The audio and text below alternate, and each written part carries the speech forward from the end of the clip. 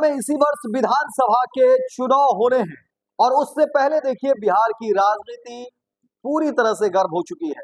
लगातार जो है अलग अलग पार्टियां अपने गठबंधन को औकात दिखाने में जुटी है। सीट शेयरिंग को लेकर के बातें चल रही है तो मुख्यमंत्री चेहरे को लेकर के बातें शुरू हो गई है।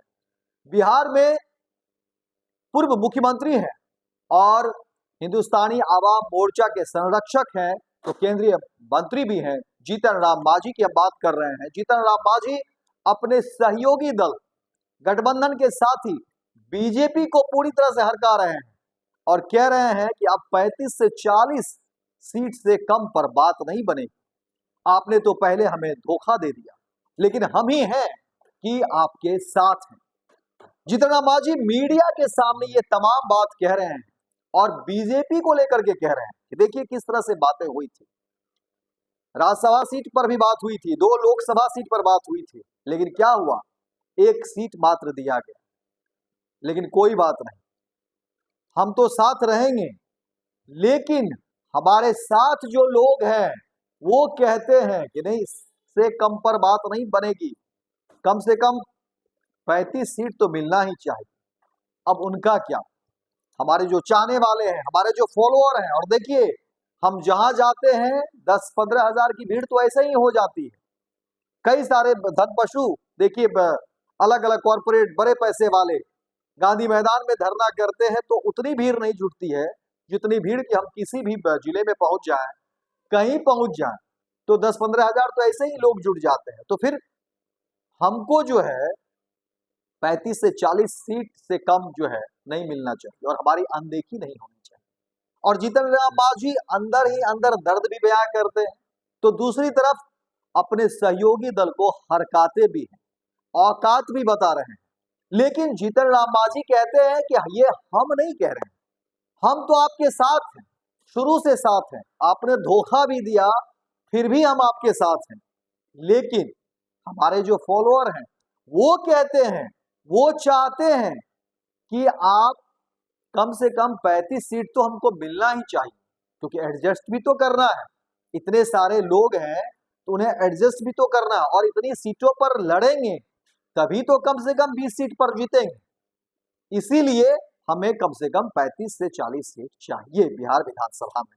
और देखिए मांझी की इस बात को लेकर के बिहार की सियासत में घमासान हो जाता है। एनडीए में कई दल हैं, बीजेपी के साथ जदयू है तो हिंदुस्तानी आवाम मोर्चा है, वहीं चिराग पासवान की पार्टी है लोजपा रामविलास, तो फिर उपेंद्र कुशवाहा भी है और बीजेपी को बिहार में सबको साथ लेकर के चलना है।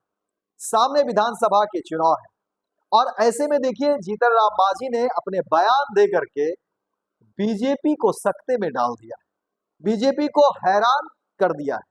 लेकिन दोनों बातें देखिए जीतन राम मांझी अपने इस बयान में कहते हैं। एक तरफ जीतन राम मांझी बीजेपी को हड़काते हैं, उन्हें औकात भी बताते हैं और अपनी नीयत भी बताते हैं और सामने वाले की फितरत भी बताते हैं।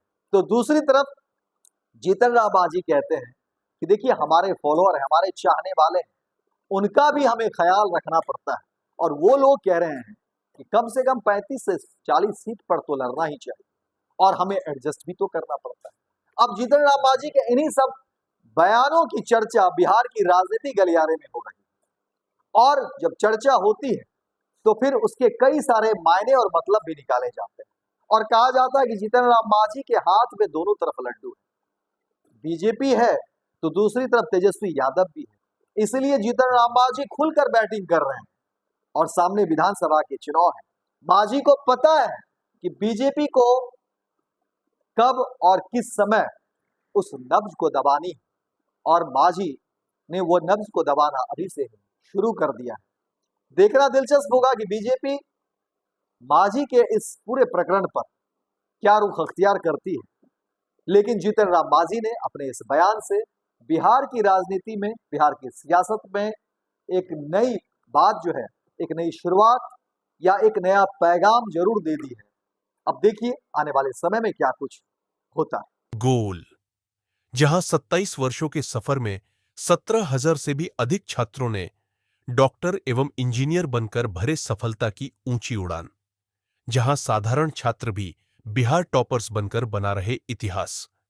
दूरदर्शी शिक्षाविद श्री बिपिन सिंह के मार्गदर्शन में मेडिकल एवं इंजीनियरिंग के लाखों छात्रों के लिए आशा की किरण के रूप में गोल द रिजल्ट फैक्ट्री